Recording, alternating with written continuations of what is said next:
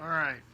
So continuing on to the topic of desire here, the thing that I noticed most, the more I thought about it, the more I realized what was going on was the fact that a it's not being talked about.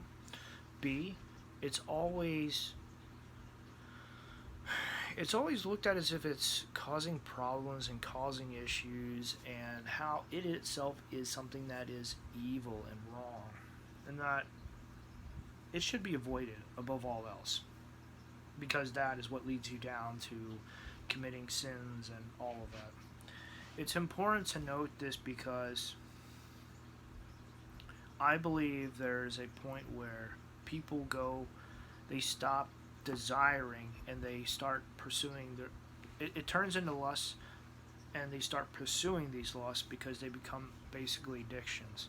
So in that sense, lusts are addictions, and desire itself is not strictly sexual. But when it does turn sexual, that's when it specifically talks about lust, because it what is physical, what is sensual, what is sexual. These are some of the strongest desires that people will ever have. And as you know, the adult industry is one of the top 10 biggest industries of all time. It makes a ton of money. It's unbelievable, the billions and possibly trillions of dollars that it rakes in every year. And honestly, it's only growing. Addictions, the people's addictions and cravings are bringing it up to this point where it's becoming a huge issue. And the lack of people with good qualities, good character, good guidelines and boundaries are actually on the decline. They're on the decrease. There's a lot of the older generation that are just simply passing on, and they're taking a lot with them. There's not too many people replacing them.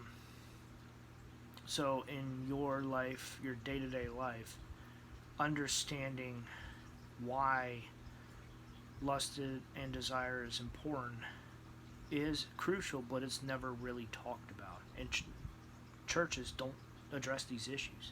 They talk about other important things from, like, say, James or Matthew, Mark. They talk about the epistles. They talk about everything else but these important issues that are needed. It's kind of like in high school with a lot simply not being addressed, like with home ed and dealing with finances. To my understanding, these are not talked about anymore. Um, I never grew up taking a finance class, but I did grow up and take quite a few home ed classes where I was able to work on some wood projects and stuff like that, which is quite an experience. It was amazing. Um, Carpentry, and there's a lot of good things that can come from that. Not just simply, oh, it's fun, it's a hobby, but like actual good life skills, and to an extent, mathematics with measuring and making sure that you are accurate, you are spot on when you are making these measurements. Because no one likes being wrong, no one likes being off, and when someone points it out to you, honestly, there's a lot of people, they get very their pride pops up, and it makes things even worse, rather than just simply, I messed up, my bad. That's all it is. And yet it gets taken completely out of context and made worse. Anyway, back to desire here.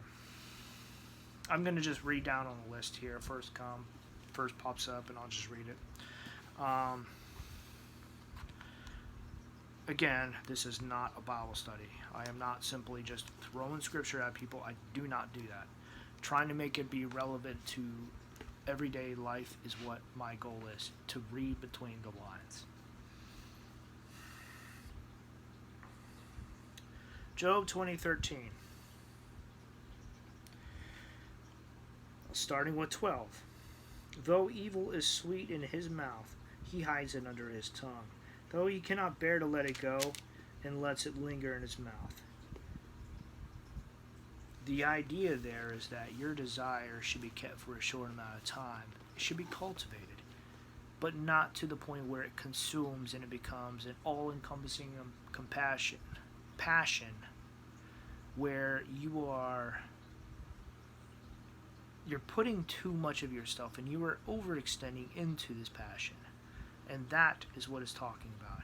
It could be anything from food to games to sex, because desire itself covers a wide range of topics. And these are more than just interests. These are areas of your life that you pour yourself, your time, your money, and to an extent, a good part of your life, not just your energy. When I said yourself, I meant your energy, but putting years into something, this is crucial. This is very important because of the amount of time that slips by without you even noticing. You can recount some of the past projects in your life and you'll understand this, because you realize, you ask yourself, where did the time go? What happened? I was just working on this 2 years ago. Time flies. Time flies when you're having fun. In some cases, when you're not having fun and when you're stuck in a rut and you're just going along.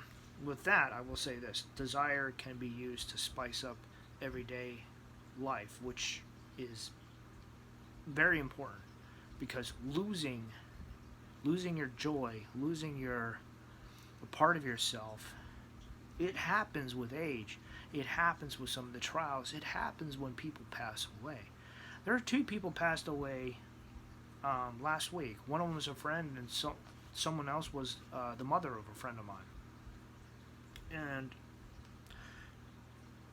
as people were talking about, like, someone said, like, 37 years ago, my father died, and I'm still impacted by it. And they're very well right.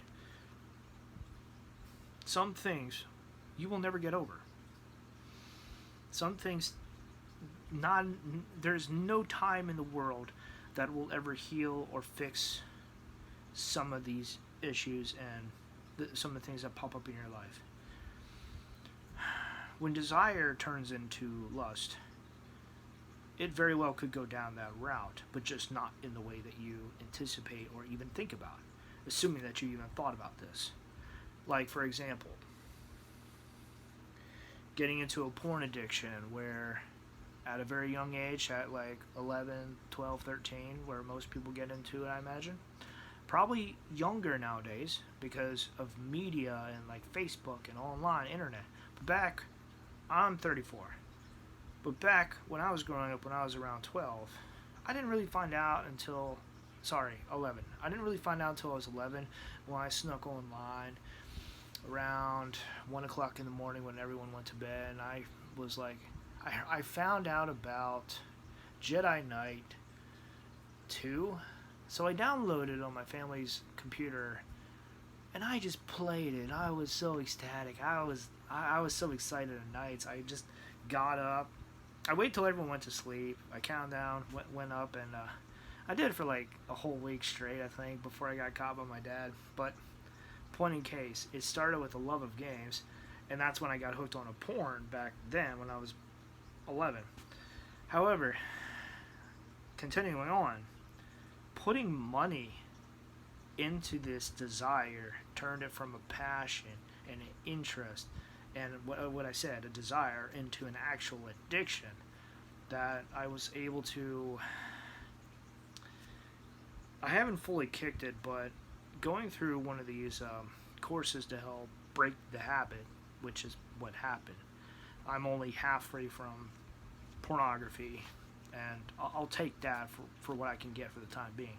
But back in 2016, I think, 2015, 2016, I took one of those courses, and when I was growing up, 11, that was around 1998. 1999. No. I want to say around 2000. So 21 years ago. 21, 22 years ago. Yeah. This addiction just almost 2 entire decades where my life was drastically affected by an addiction. That's the whole point I'm getting at. Everyone has these addictions, but you have some control over how far they get, who has control over it, and you have an extent, you have control over your own actions and the damages that can come from these. So, in a very real sense, you need to put down limits, because once you hit that point, you're not going to care. And the cycle is just going to repeat. So, continuing on here.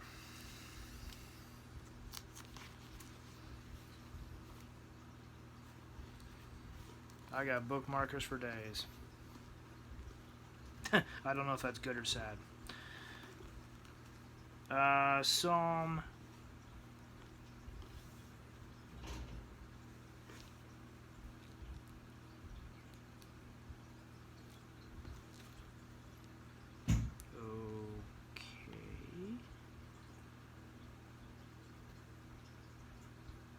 Interesting.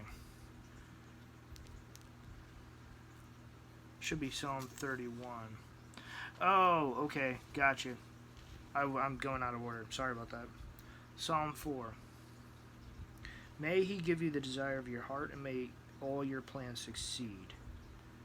The idea there is that when you cultivate desire properly, there is actually an abundance, a reward of sorts, because it's not necessarily like the same as like getting paid for your work, but more like when you plant something and you water it in a garden, and after days on end, you are rewarded by seeing that plant, that vegetable grow.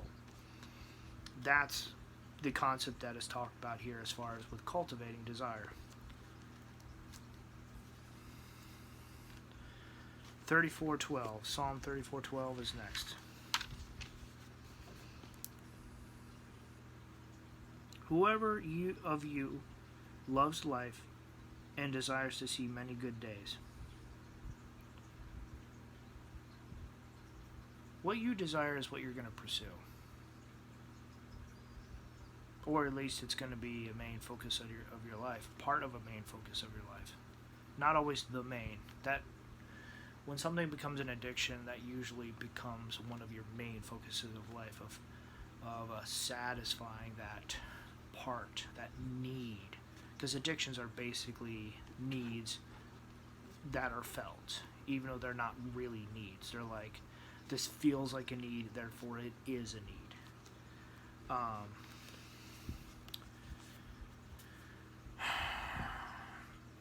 I guess you could talk about them more if you want. Psalm 37:4, I believe, is next. And probably, as you kind of guess, these are stuff that's not ever talked about. Nope. It's just not. I don't really know why. 37:4. It kind of continues on to number 5, and I'll read that as well. Take delight in the Lord, and he will give you the desires of your heart. Commit your ways to the Lord, trust in him, and he will do this. Okay, continuing on to 6.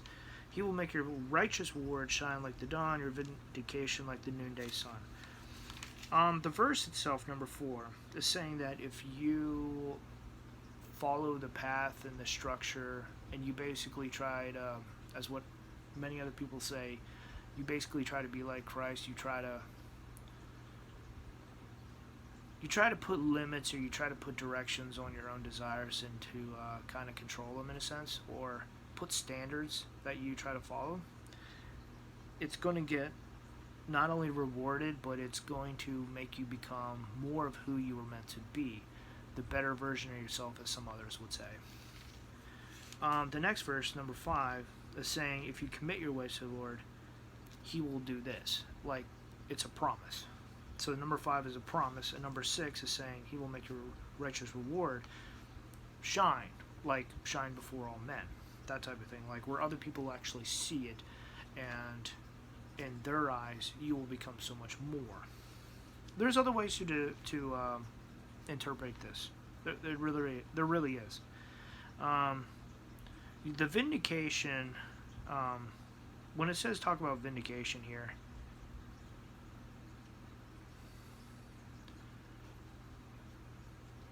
it's like, it's almost like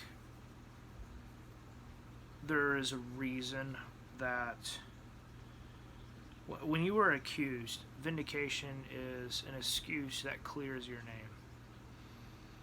You are vindicated from this crime. There's a few things that kind of pop to mind, mostly TV shows. Is there any Law and Order fans out there? Because or NCIS fans? CIS too. Yeah, sure. Why not? Let's throw that in there. There's some good parts out there. There's some very good shows that talk about people being accused for their crimes.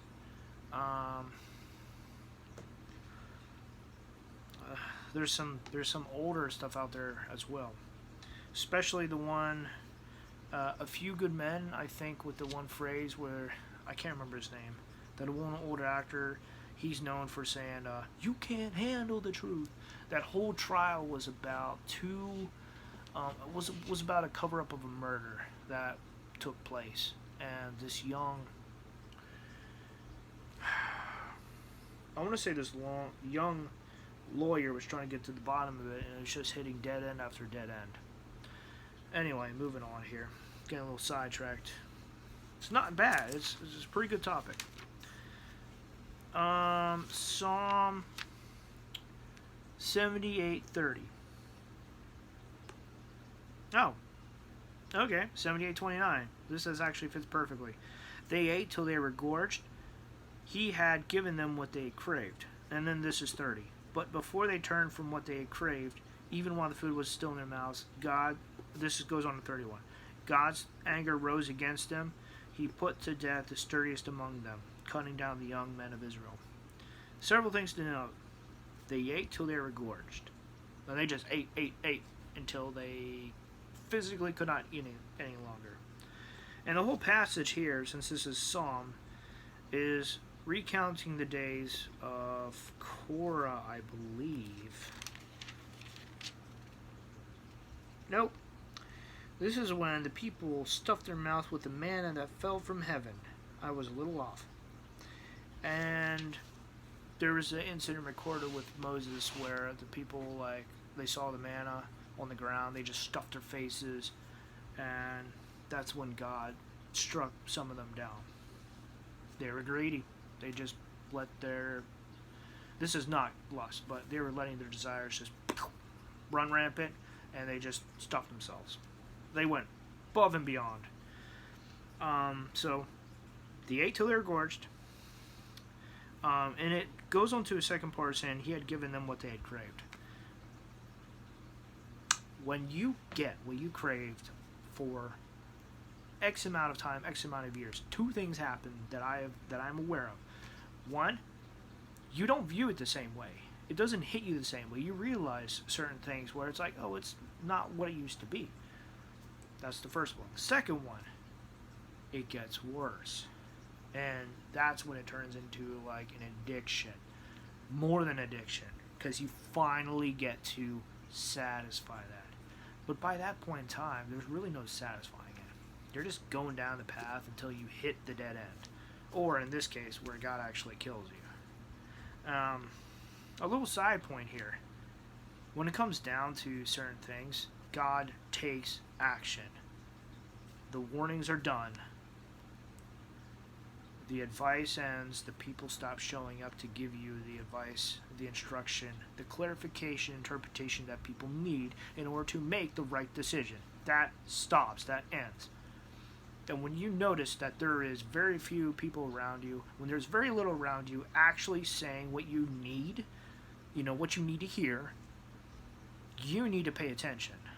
This is a very clear warning sign that you are out on your own. You are overextended, about ready to break, or much, much worse. The last point here. But before they turned away from what they craved, even while the food was still in their mouths. And then 31, God's anger rose against them. He put to death the sturdiest among them. In other words, he killed off the best of the younger men. I don't know about you, but I'm pretty sure there's quite a few women out there who are eyeing some people and then they just got killed. So I'm pretty sure they would be very upset and angry about that. When the best of you gets taken out, it opens up your eyes to the realization that if this could happen to the best of us, where does that leave the rest of us out? Food for thought. Not very encouraging, I know. But then again, back in the biblical times here, things were a lot more focusing on nations as a whole, nations, and around God. Now, it is recorded that there are multiple different gods out there. And even according to the Bible, there is one verse that stands out with, I do not remember the name, the where it is found, but the passage itself goes along the lines of this. The Lord said to my Lord, sit at my right hand until I make the enemies become a stool to your feet. And one of the interpretations of that was that King David, was a god in a sense.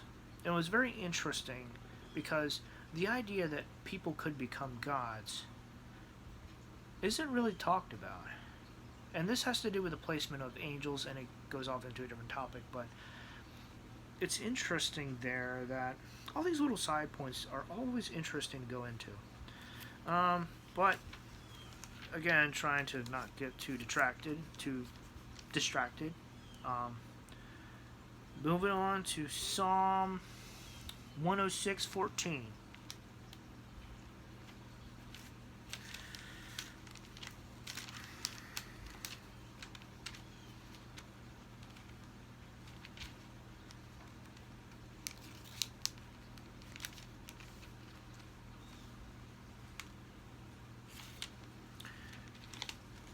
In the desert, they gave into their craving. In the wilderness, they put God to the test.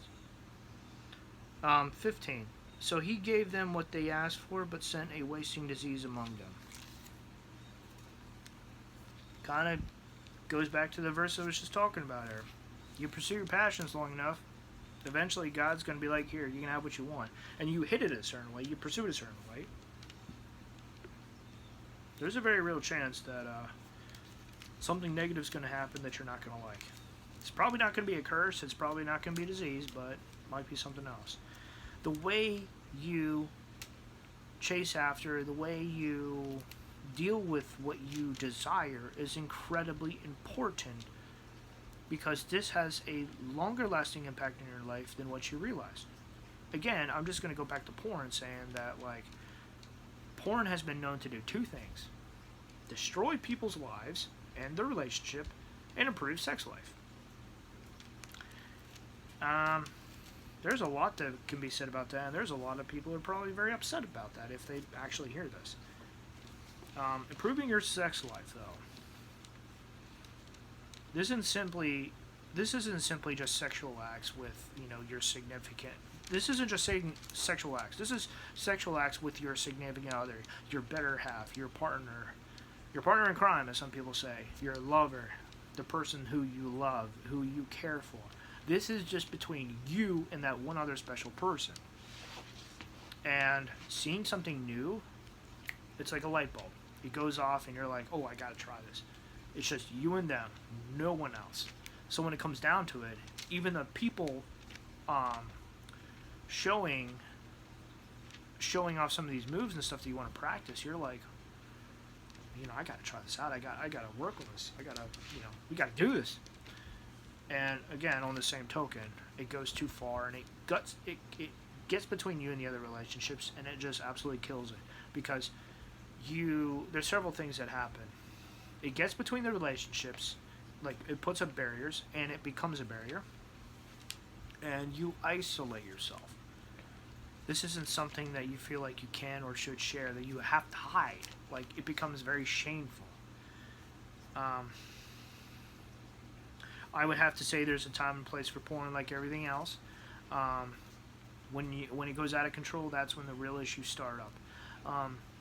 Porn, I say that rather than artistic nudity or whatever, because realistically, I'm just keeping it all very simple. I'm keeping it very simple here to avoid confusion.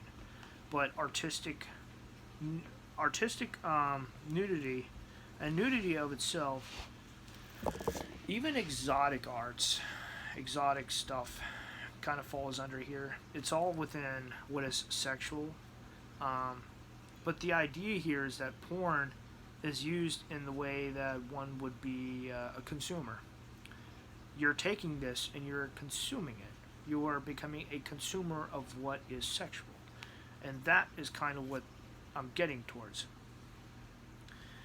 Moving on. Still got like 2 more things to go hit up, I think.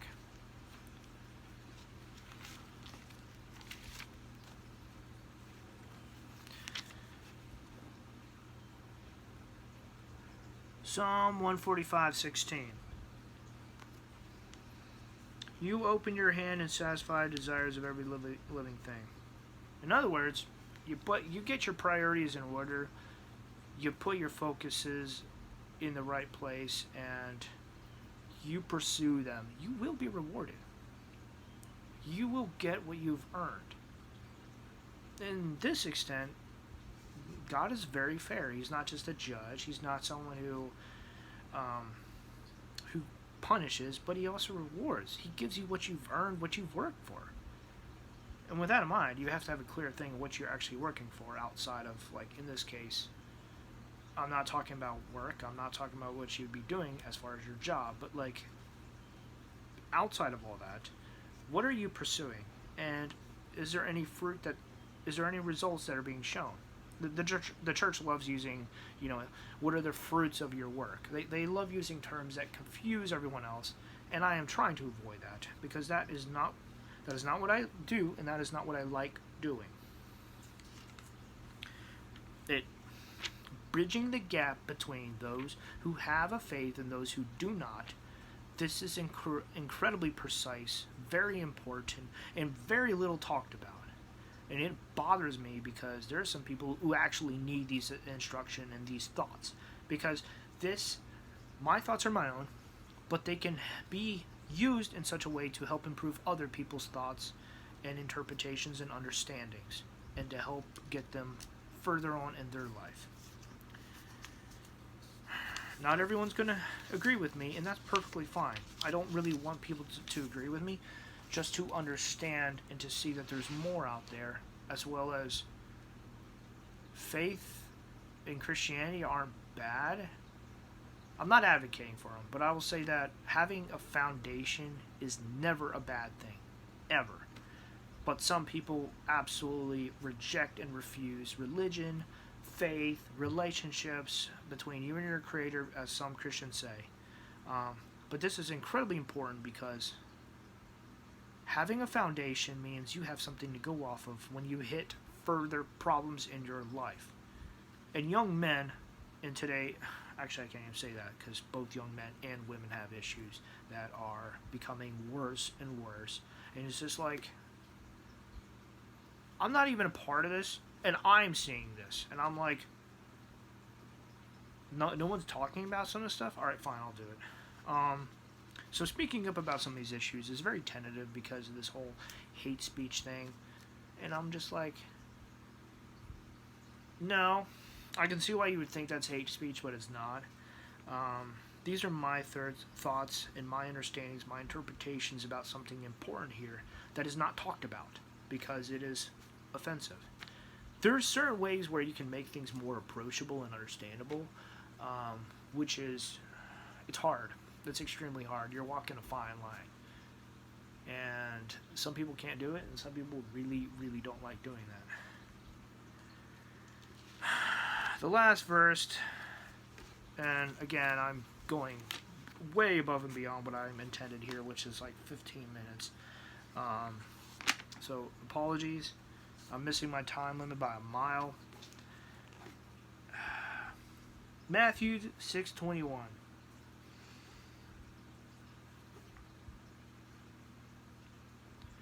I'm not going to talk about 19. Do not store, for yourself treasure on earth, blah, blah, blah. 20. But store up for yourselves treasures in heaven where moth and vermin do not destroy. Okay, whatever. I'll start back on 19 because it's essentially the same thing. 19. Do not store up for yourselves treasures on earth where moths and vermin destroys and where thieves break in and steal. 20, what I actually want to point out. But store up for yourselves treasures in heaven where moss and vermin do not destroy, where thieves do not break in and steal, which is exactly the same. Okay. I used my app to go find some of this stuff out, and it only shows that one verse. So, yeah, sorry. 21. For where your treasure is, there your heart will be also. Oh, 22. 22 is also a good point. The eye is the lamp of the body, and if your eyes are healthy, your whole body will be full of light. But if your eyes are unhealthy, your whole body will be full of darkness. If then the light within you is darkness, how great is that darkness? And 24 goes on to talk about you cannot serve two masters. You hate one and love the other, or you love one and despise the other. You cannot serve both God and money. Self-evident. But 19 and 20 are essentially the same thing. When you store up treasure, where is it going to be?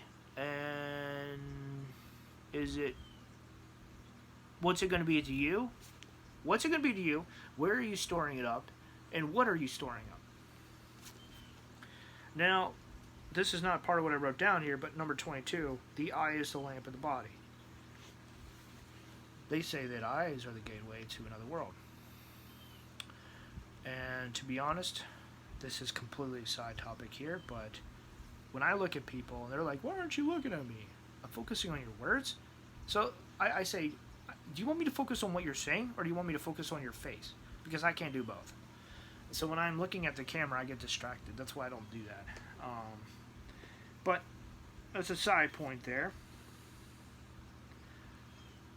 What you look at will often determine how mature and how healthy, like, well-being, it shows your well-being of your person, of your, and to a lesser extent your character, because what you focus on, you know, if you focus on women and their boobs or whatever, you can kind of clearly see where you're at, your mind and your thoughts and all that. We know. But for those who are not aware, what you look at is generally what you're going to be focusing on. And this is incredibly important because you can be distracted for years, or you can be on the right path for years. And the younger you are, the better, the more straight your path will be, and the less deep, the less all over it'll be the older you get.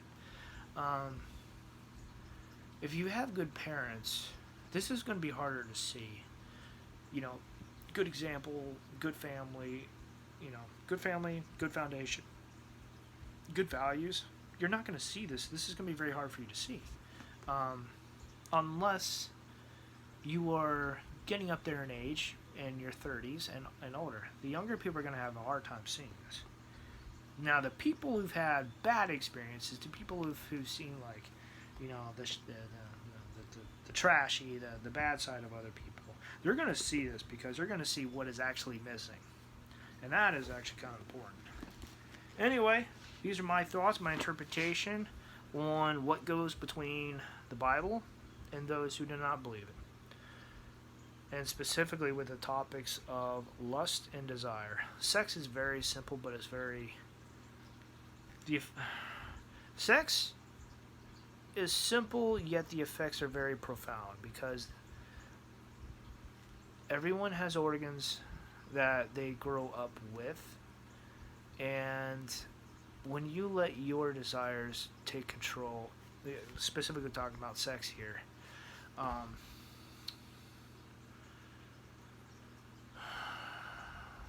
everything just kind of goes a little bit crazy and bonkers without limitations and control.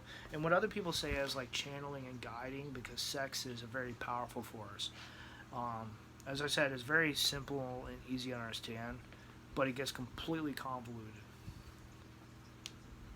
I'm probably going to do that a different time because this is well above and beyond what I was intending to go hit.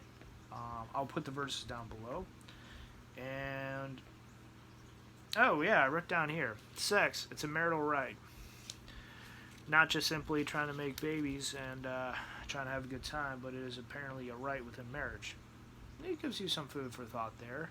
I'm not talking about submitting to your spouse. I'm talking about the fact that it's free and it is a right because of the marriage itself.